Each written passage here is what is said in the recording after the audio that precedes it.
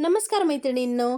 तर आज आपण गोड पुरी बनवणार आहोत. तर तुमच्याकडे ह्या मेनूला काय म्हणतात ते तुम्ही मला नक्की कमेंट करून सांगा. त्यासाठी आपल्याला गूळ विरघळून घ्यायचा आहे. अर्धा किलो गुळासाठी 2 ग्लास पाणी टाकणार आहे आणि ते पाणी आपल्याला गरम करून घ्यायचं आहे. तर गरम पाण्यामध्ये जर आपण पुरीचं पीठ मळलं, भिजवलं तर ती पुरी खूप छान खुसखुशीत येते.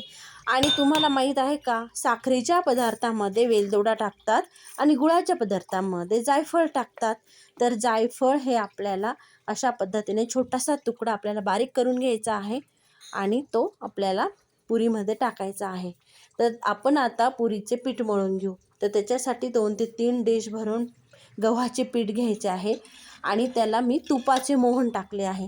जर तुम्हाला तेलात तळायचे असेल तर तुम्ही तुपाचे मोहन टाकायचे आणि तुपात तळायचे असेल तर तेलाचे मोहन टाकायचे. बघा, मी माझ्या प्रत्येक रेसिपीमध्ये बारीक काही टिप्स सांगते, त्या तुम्ही नक्की फॉलो करा, कारण की त्याच्यामुळे पदार्थ हा रुचकर बनतो.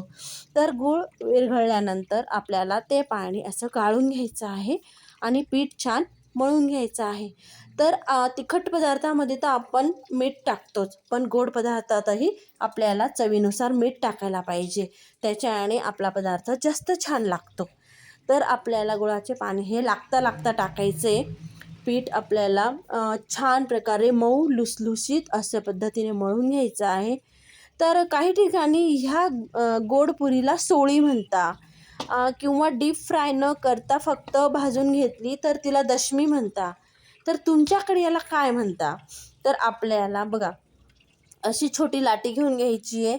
ती छान अशा पद्धतीने लाटून घ्यायची आणि वाटलं तर तुम्ही स्पेशली लाटू शकता किंवा अशा छोट्या छोट्या पुऱ्याही लाटू शकतात. मी थोडं जास्तच करते, कारण की माझ्या नातीलाही खूप आवडते आणि आमच्या घरी सर्वांना खूप आवडतात गोडपुरी. त्याच्यामुळे कोणताही फेस्टिवल असला की गोडपुरी छान वाटते. कोणी बाहेर फिरायला जाणार असलं, कोणी प्रवासात जाणार असलं, आपल्याला छोटासा सण असला किंवा गोड काहीतरी खावंसं वाटलं तर आपण गोडपुरी सहजच बनवू शकतो. तर बघा, किती छान खुसखुशीत गोडपुरी बनली आहे. तर कराल ना तुम्ही पण ट्राय? नक्की ट्राय करा आणि कशी झाली ते मला कमेंट करून सांगा. थँक्यू.